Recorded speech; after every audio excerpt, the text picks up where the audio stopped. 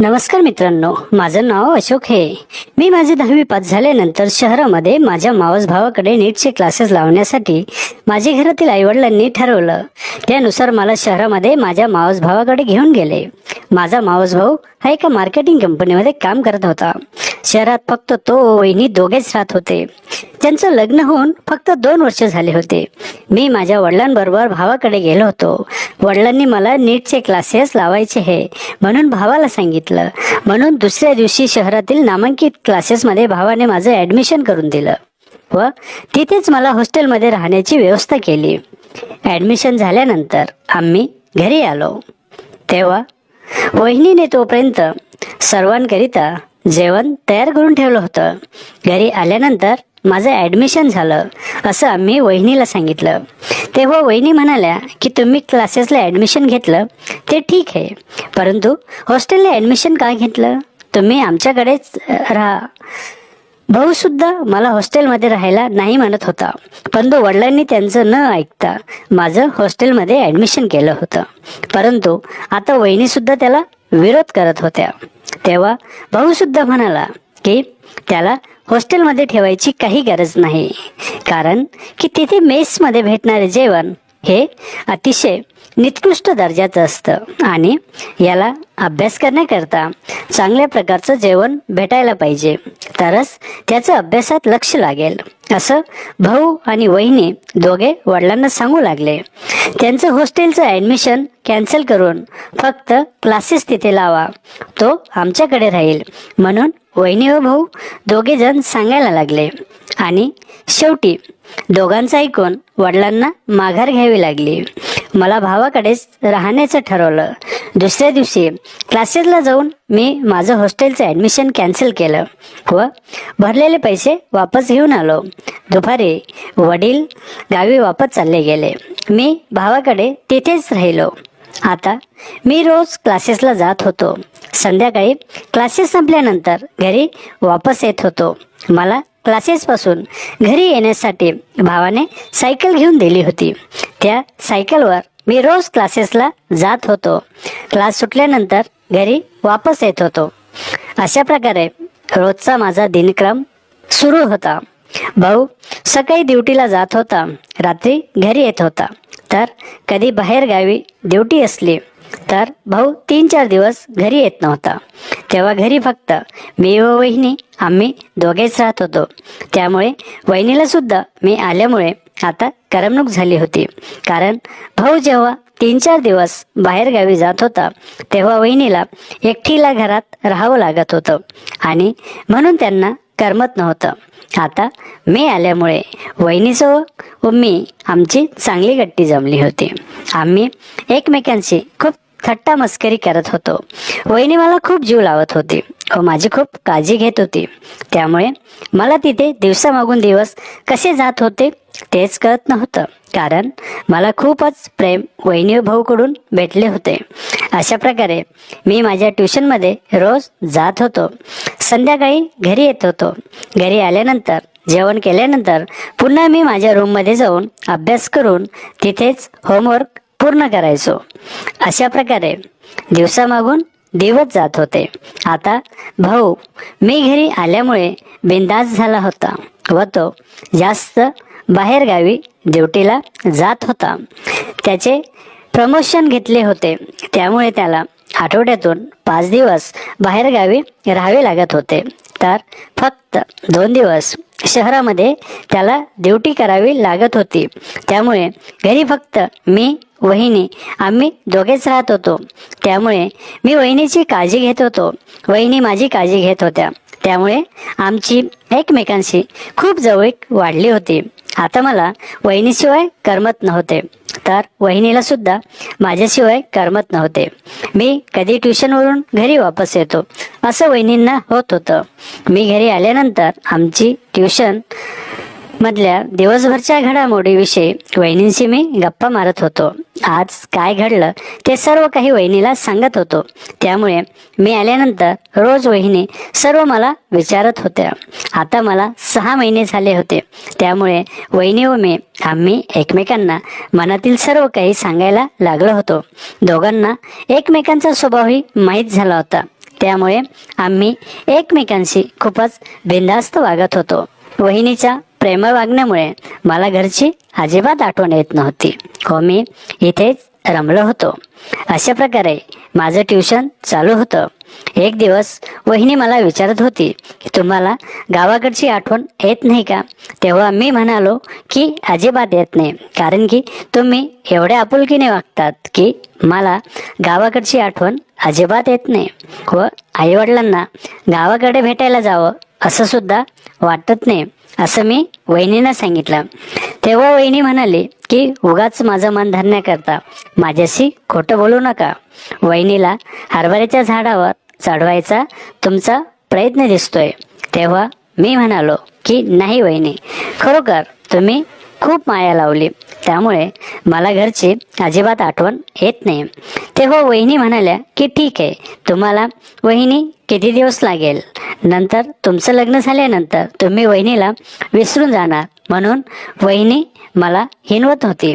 तेव्हा मी म्हणालो की नाही, माझं जरी लग्न झालं तरी माझी वहिनी मला जास्त जवळची राहील, कारण तुमच्यासारखं इतकं प्रेमळ स्वभाव कोणाचाच नाही. त्यामुळे तुम्ही जो मला जीव लावला तो मी आयुष्यभर कधीच विसरू शकणार नाही, असं मी वहिनीला म्हणू लागलो. नंतर वहिनी म्हणाली की ठीक आहे, बघू मग, असं म्हणून मी माझ्या रूममध्ये झोपायला चालला गेलो. दुसऱ्या दिवशी उठून मी माझ्या ट्युशनला गेलो. आता मला तर ट्युशनमध्ये गेल्यावर सुद्धा सारखी वहिनीची आठवण यायला लागली होती, कारण घरात फक्त वहिनी व मी आम्ही दोघेच सतत राहत असल्यामुळे मला वहिनीचा लळा लागला होता. वहिनीशिवाय मला अजिबात करमत नव्हतं. म्हणून आता ट्युशनमध्ये आल्यावर सुद्धा मला सतत वहिनीची आठवण येत होती. तसं बघायला माझी वहिनी दिसायला खूप सुंदर होती. अगदी कमनी बांधा व गोरी गोमटी अशी माझी वहिनी होती. तर नाकसर, डोळे आकर्षक असे होते, त्यामुळे तिचा चेहरा दिसायला एखाद्या हिरोईन सारखा होता. म्हणून मला वहिनीचा लळा लागला. माझा जीव वहिनीत अटकला होता. परंतु दुसरे म्हणत होते की वहिनीने आपल्याला एवढा जीव लावून आपला सांभाळ केला, त्या वहिनीविषयी आपण असा विचार करणे पाप आहे. परंतु दुसरं मन म्हणत होतं की वहिनी सुद्धा माझ्याशी एवढी फ्रँकली वागते, तर मग मी का मागे राहू, असं दुसरं मन म्हणत होतं. आणि त्यामुळे मनात चलबिचल सुरू झाली होती. संध्याकाळी मी घरी आलो तेव्हा दादा घरी आलेला होता. आता दादा 2 दिवस घरीच राहणार होता. सकाळी माझं सर्व आटपल्यानंतर दादा वहिनी यांना सुद्धा सकाळीच दोघांचं आटपलं होतं. वहिनी व दादा दोघे दवाखान्यात जाणार होते, म्हणून मला दादाने सांगितलं की माझा डबा व सायकल घेऊन ट्युशनला मी चालला गेलो. दिवसभर मी माझ्या ट्युशनमध्येच होतो. संध्याकाळी ट्युशन संपल्यानंतर मी घरी आलो तेव्हा वहिनींना विचारलं की तुम्ही दवाखान्यात का गेले होते, परंतु वहिनीने काहीच उत्तर दिलं नाही. वहिनीचा चेहरा पडलेला होता, कारण 1 महिन्यापूर्वी सुद्धा दादा वहिनी दवाखान्यात गेले होते, परंतु तेव्हा मी त्यांना काहीच विचारलं नव्हतं. आणि आता जेव्हा मी त्यांना विचारलं तेव्हा वहिनीने काहीच उत्तर दिलं नाही. परंतु वहिनीचा पडलेला चेहरा पाहून मला वाईट वाटलं. मी म्हटलं वहिनी काय झालं, मला सांगा. तेव्हा वहिनीने काहीच नाही म्हणून मला टाळलं व वहिनी त्यांच्या रूममध्ये चालल्या गेली. 2 दिवस दादा होता म्हणून वहिनीचं माझ्याशी वागणं बदललं होतं, कारण दादा असताना वहिनी माझ्याशी एवढी फ्रँकली वागत नव्हती, माझी मस्करी पण करत नव्हती. परंतु दादा जेव्हा ड्युटीला जात होता तेव्हा वहिनी माझ्याशी एकदम फ्रँकली वागत होती. पाहता पाहता 2 दिवस संपून गेले. दादा ड्युटीला गेला. आता दादा 4 दिवसांनी परत येणार होता. घरी फक्त मी व वहिनी आम्ही दोघेच राहणार होतो. त्यामुळे दादा गेल्यानंतर मी आनंदून गेलो होतो, कारण दादा असताना वहिनी माझ्याशी मनमोकळेपणाने वागत नव्हती. दादा गेल्याच बरोबर वहिनी खूप फ्रँकली होत होती, म्हणून मला वहिनीचं ते वागणं खूप आवडत होतं. सकाळी मी माझं आवरून ट्युशनला चालला गेलो होतो. घरी संध्याकाळी जेव्हा आलो तेव्हा जेवण करताना वहिनी व मी आम्ही दोघेच बसलो होतो. तेव्हा मी विषय काढला की वहिनी तुम्ही दवाखान्यात का गेले.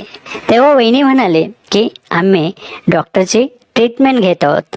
लग्नाला 2 वर्ष झाले तरी मला मुलबाळ झालं नाही, म्हणून आम्ही डॉक्टरची ट्रीटमेंट घेत आहोत व त्यासाठी आम्ही डॉक्टरने सांगितल्या होत्या त्या टेस्ट केल्या. त्याचे रिपोर्ट घेऊन डॉक्टरला दाखवण्यासाठी गेलो होतो असं वहिनीने मला सांगितलं. मग रिपोर्टमध्ये काय आलंय म्हणून मी वहिनीला विचारलं तर वहिनीने चेहरा एकदम पाडला. वहिनी काहीच बोलली नाही. तेव्हा मी म्हटलं की वहिनी काय झालं सांगा ना, तुम्हाला माझी शपथ. तेव्हा वहिनी म्हणाली की शपथ घालायची काय गरज होती. तेव्हा मी म्हणालो की तुम्ही मला सांगत का नाही, माझ्यापासून तुम्ही काही लपवत आहात का. तेव्हा वहिनी म्हणाली की मी तुमच्यापासून काही एक लपवत नाही. त्या रिपोर्टमध्ये तुमचे दादा हे बाप बनण्यास लायक नाही असा तो रिपोर्ट आलेला आहे, परंतु डॉक्टरांनी ते तुमच्या दादांना सांगितलं नाही, तर त्यांनी गुपचूप माझ्या कानात सांगितलं.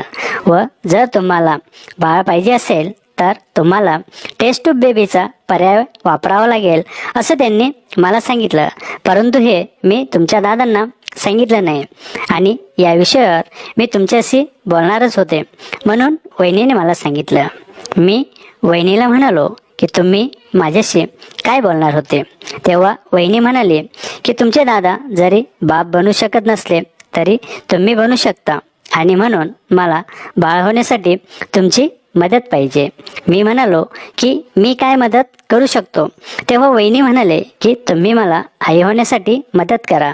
मी म्हणालो की वहिनी हे काय, हे कसं शक्य आहे. आपल्या दीर आणि भावजईच्या पवित्र नात्यामध्ये असा व्याभिचार ठीक राहणार नाही. तेव्हा वहिनी म्हणाली की याला व्याभिचार नाही म्हणत तर गरज म्हणतात. आपण जे करणार ते पाप नसून पुण्याचं काम ठरेल असं वहिनी मला म्हणू लागली. तसं बघायला वहिनी मला खूप आवडत होती आणि मी वहिनीवर लाईनही मारत होतो, परंतु मला वहिनीला तसं डायरेक्ट बोलता येत नव्हतं. परंतु आज या निमित्ताने का होईना मला वहिनीकडून माझी इच्छा पूर्ण होणार होती, परंतु मी वरून मुद्दाम तसं दाखवत नव्हतं. तेव्हा वहिनी म्हणाली की तुम्हाला माझी इच्छा पूर्ण करावीच लागेल. मी मुद्दामहून आडेवेडे घेत होतो, परंतु शेवटी मी ही वहिनीला होकार दिला. वहिनी खुश झाली आणि वहिनी म्हणाली की ठीक आहे, आजपासून मी तुमची झाले असं म्हणून वहिनीने माझ्यावर डोळा मारला. मी वहिनीमध्ये चालली गेली. सकाळी उठल्यावर थोड्या वेळाने वहिनी बाथरूममध्ये आंघोळ करायला गेली होती. तेव्हा मी सुद्धा जाऊन दाढी करण्यासाठी माझा डबा घेऊन तिकडे बाजूच्या रूममध्ये चाललो होतो. तेव्हा मी पाहिलं तर बाथरूमचा दरवाजा सताड उघडा होता, तर वहिनीने अंगावर एकही कपडा ठेवलेला नव्हता. वहिनीला अशा अवस्थेत पाहिल्यावर माझा स्वतःवरचा कंट्रोल सुटला. मी वहिनीकडे पाहताच होतो. वहिनीची व माझी नजरानजर झाली. वहिनीने मला आतमध्ये बोलून घेतले. तसेच मी आतमध्ये गेल्यानंतर आम्ही दोघांनी खूप दिवसांची अपूर्ण इच्छा पूर्ण करायचं ठरवलं. मी वहिनीला जवळ घेतले, माझ्यात सामावून घेतली. आम्ही दोघं अतृप्त आत्मे आज तृप्त होणार होतो. त्यामुळे दोघांनी एकमेकांना साथ दिली. आपली इच्छा पूर्ण करू लागलो. दोघांनी एकमेकांना पूर्ण सहकार्य केलं व मी वहिनीने मला अतिशय अप्रतिम असीम सुखाची अनुभूती दिली. आम्ही दोघं एकमेकात सामावून एकरूप झालो होतो. आज माझी खूप दिवसांची इच्छा पूर्ण झाली होती. वहिनी आता माझ्या बाळाची आई होणार होती.